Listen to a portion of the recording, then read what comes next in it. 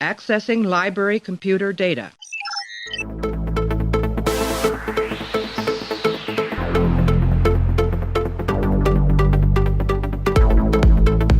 And to make sure history never forgets the name Enterprise.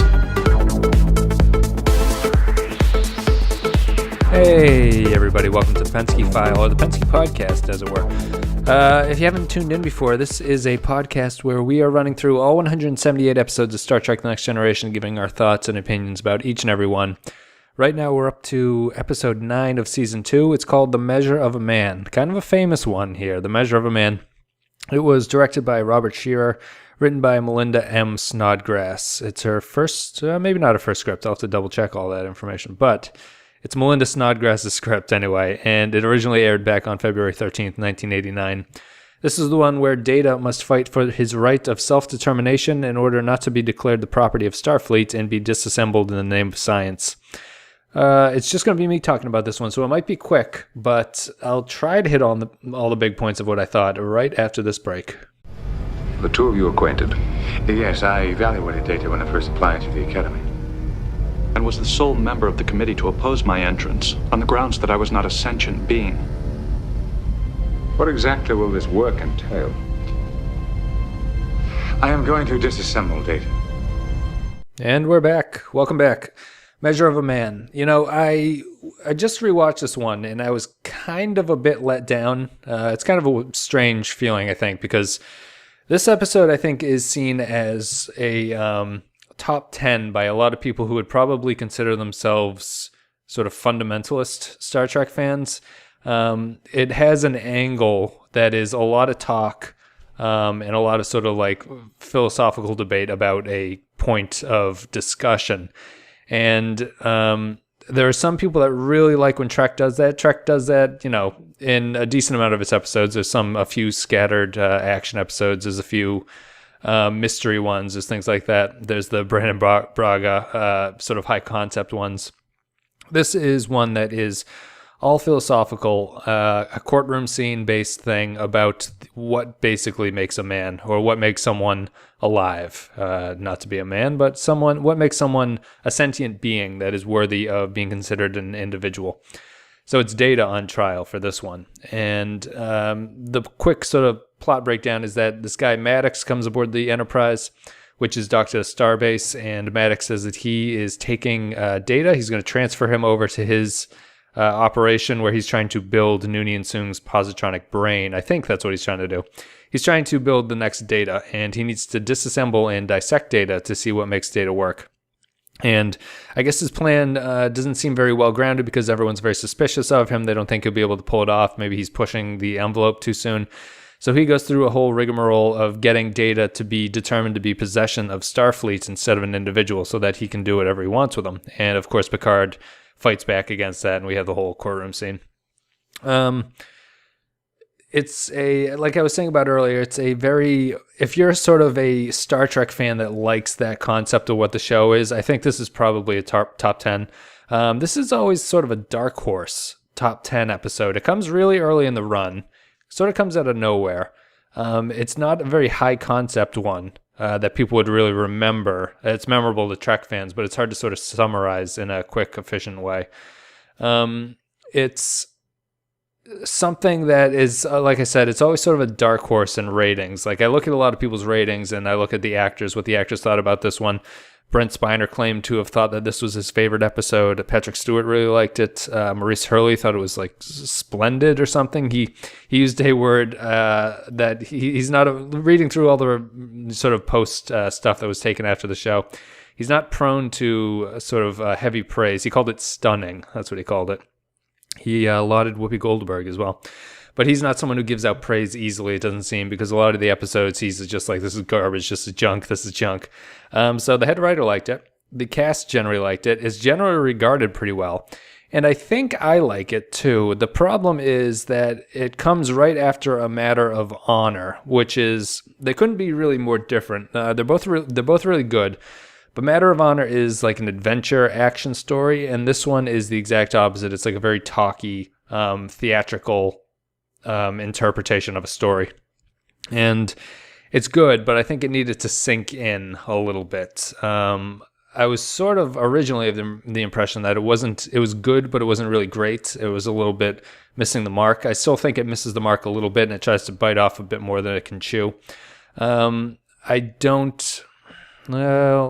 hard to say, but after you sit and think about it for a while, I think it really gels into something special. I still don't think it's great, and it probably won't be a top 10, depending on how many 5s I give out at the end. But I'm going to give this one a 4. And it's a 4. It's not perfect because there are some problems. The major problem thematically or, plot-wise is that I think someone on the Star Trek viewing party subreddit had mentioned this, that the sort of focus goes all over the place. They start off talking about Data. It takes Data a long time to get to the courtroom scene. He ends up resigning. Then they take him into court. He goes there. They're talking about whether he's a machine or not. People are talking about whether Data's a machine. He obviously is. Well, is he a sentient machine? And then they sort of bring in this slavery angle when Picard talks to Guinan and gets a pep talk from her. And I don't really think that they needed to add the slavery aspect to it, because it doesn't even feel like they really hit that hard in his Picard's final statement to the court that wins over everybody. He sticks more to the sentient thing, and it just feels like there's trying different things. Maybe it was sort of a first draft issue where they were just trying to put as much in to see what really stuck. And I don't feel that the slavery thing really works. I mean, it makes sense in context of the episode, but it's a little bit distracting to bring it up at that point, and especially because Picard doesn't really stick to it towards the end. So I thought that was strange. The sort of argument about what Data is a little bit all over the place. Even Maddox's argument about what makes a sentient being, the minute he says what makes a sentient being, he might as well have said that a sentient being is shaped like a human person, because the things that he lists as sentient are so clearly what Data does that it's really sort of it shoots himself in the foot, kind of, and I think it lets down the whole scene a little bit more than it should, which is it's too bad. But yeah, the other major weakness was I didn't understand Riker being forced to be the prosecutor in the case. It seems really dumb. It's they obviously just stuck it in there just to create drama. Commander, what are you? An android. Which is? Webster's 24th Century Dictionary, 5th edition, defines an android as an automaton made to resemble a human being. An automaton. Made by whom? Sir? Who built you, Commander? Dr. Noonien Soong, And he was? the foremost authority on cybernetics. More basic than that. What was he? Human? Thank you. Commander, what is the capacity of your memory, and how fast can you access information? I have an ultimate storage capacity of 800 quadrillion bits. My total linear computational speed has been rated at 60 trillion operations per second.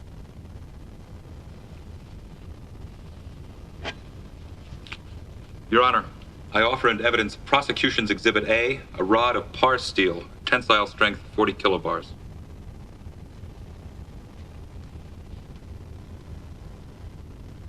Commander, would you bend that? Objection. There are many life forms possessed with mega strength. These issues are not relevant to this hearing.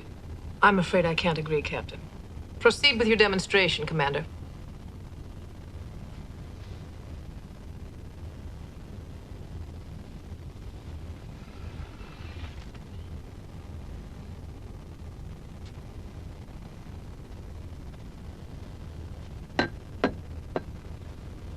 Drawing on the log of the construction of the prototype android Lore, also constructed by Noonien Soong, I request to be allowed to remove the commander's hand for your inspection. Objection.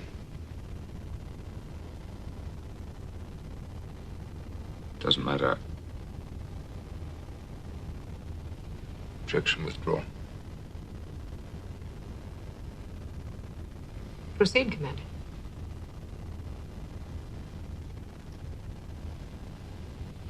I'm sorry.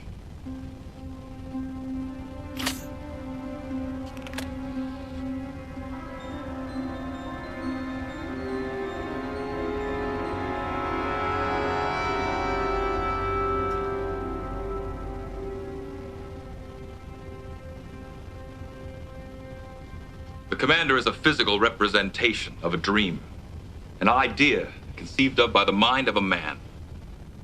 Its purpose, to serve human needs and interests. It's a collection of neural nets and heuristic algorithms. Its responses dictated by an elaborate software written by a man. Its hardware built by a man. And now a man will shut it off.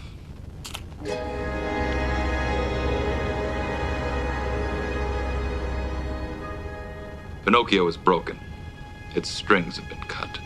But if you think about it, I mean, if you sort of broke down the logistics of this, it really doesn't make any sense that the JAG officer on the starbase has no staff that can become a prosecutor or anything.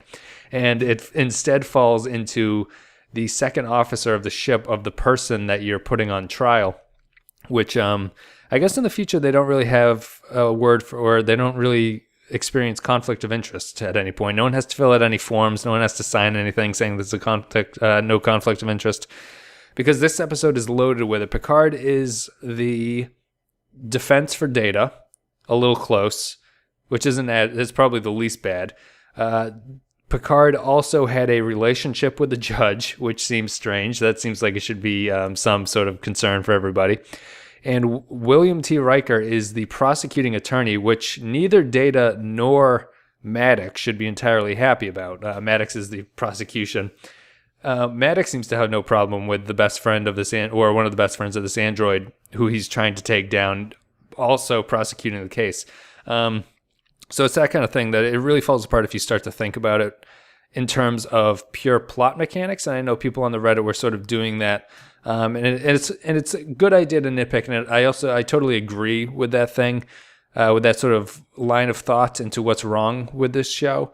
I think the problem is the overall idea behind it is kind of greater than the plot mechanics that are used to get it into place, if that makes sense. You kind of have to ignore what goes on to get the bigger picture, and the bigger picture is really good about what they're arguing, especially Picard's point about this is like the Federation's charter is to find new life, and it's sitting right in front of you. That's all really good. That's all really great. And instead of focusing on the sort of A to B to C storylines and the beats that are going on in the plot that, granted, make pretty much no sense whatsoever. It's to ignore that and see the overall theme come through. And it does that pretty well. The script is probably the most mature out of all the scripts that they've done. Actually, it's the first probably like emotional Star Trek I saw. I was watching it with my wife. She got a little misty-eyed, and she doesn't even really enjoy the show all that much. You have no other portraits of your fellow crew members. Why this person? I would prefer not to answer that question, sir. I gave my word. Under the circumstances, I don't think Tasha would mind. She was special to me, sir. We were intimate. But it is super effective, like when Riker takes the arm off of Data and then shuts him off.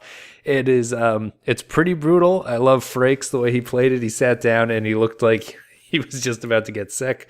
But he had done his job because he's in this awkward position of having to do his job, even though there's a conflict of interest. But outside of that, a devastating scene. Picard obviously crushes because this set piece is very theatrical. It's extremely play-like, even the way they block everything and they shoot people. It's very, very stage-friendly. Not a lot of dramatic shooting, a lot of sort of posing people in positions that the audience would get the best view of them, and then monologuing, essentially, for a very good portion of the end. And Picard's excellent in that. It's a very strong, it obviously plays to Stewart's strengths, being a Shakespearean actor. He does it well. I think the argument is very sound.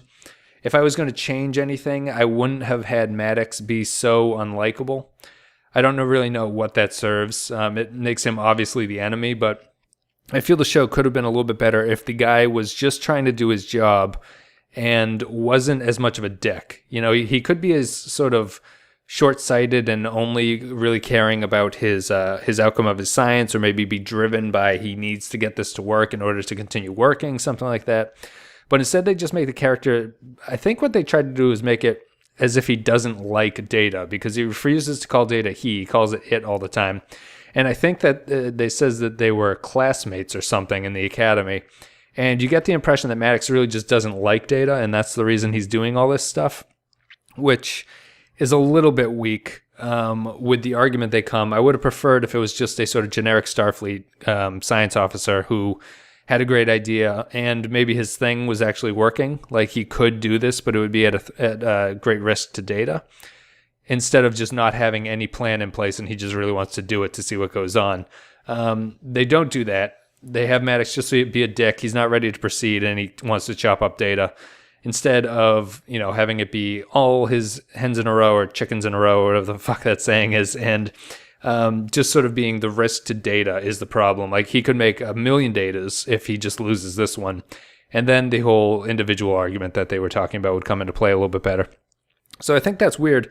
And it's a little bit weird that the courtroom scenes are so weird, because I guess Snodgrass, the writer of this, was a lawyer in her previous life before starting writing genre fiction for television. So it's a little surprising. Maybe that's the head writing. Maybe it was a little bit too court heavy. And they chop some of it out just to make it more palatable for TV. I'm sure every Law & Order episode is not exactly how court works. But yeah, that's it. I really think this is a very strong episode. It's probably strengthened a little bit by the fact that it comes right after A Matter of Honor, which is also excellent. So you've had 2 very good, very strong, not great, not classic, I guess I should say. 2 very good but not classic episodes right in a row. And it really says a lot for where the show's going. It's good to be seeing what's happening there. But yeah, Measure of a Man. Not the most action-heavy movie, not the most action-heavy episode, but I enjoyed it. I think everyone else in the subreddit enjoyed it to a good degree. No one seems really crazy about it. It's sort of similar to what I'm saying, I guess. No one's particularly all out. A couple of people are like a great episode, but a lot of people have problems with it and seem a little bit more hesitant to call it great, which is interesting because it is always referred to very highly. And I don't know if it'll make my top 10. I guess it depends how many 5s I give, right? Because then I'll have to start breaking into the 4s. Well, whatever. We will get to that point when we get to it. But that is it. A Measure of a Man. I give it a 4 out of 5. It's a very strong episode, and I would highly recommend. You can probably. My wife watched it, and she's not a big Star Trek fan. And she enjoyed it. Probably one of her more favorite episodes that she's seen. So it's definitely a show that you can show to a non-Trekkie, which is the very definition of my 4. So that's it. Sir, there is a celebration on the holodeck. I have no right to be there. Because you failed in your task. Oh, God, no. I came that close to winning, Data. Yes, sir. I almost cost you your life. Is it not true that had you refused to prosecute, Captain Lavoie would have ruled summarily against me? Yes. That action injured you and saved me. I will not forget it. You're a wise man, my friend. Not yet, sir. But with your help, I am learning. Thank you guys if you enjoyed the content and you're listening on YouTube. A like or a comment would be greatly appreciated. Likewise, if you've enjoyed the content, only if you've enjoyed it, if you are listening on iTunes, you could leave a rating or review. Really helpful, really, really helpful. And other than that, I'm going to be back next time, hopefully with someone else talking. These are always a little bit weak when no one else is with me. So if this is the first one you've listened to and it's just me yammering, they're not all like this. Go listen to one with another person. I feel like it's a little bit easier to carry the show when you've got, or not to carry, but it's a little bit easier to get everything going when other people are there giving you feedback. And I will try to do that for the next episode, which is The Dolphin, which I always think is Dolphin, but it's Dolphin. I think it's a Wesley Crusher episode, so we'll see. Maybe that won't be even a shorter podcast. Thank you guys for listening. I'll see you later.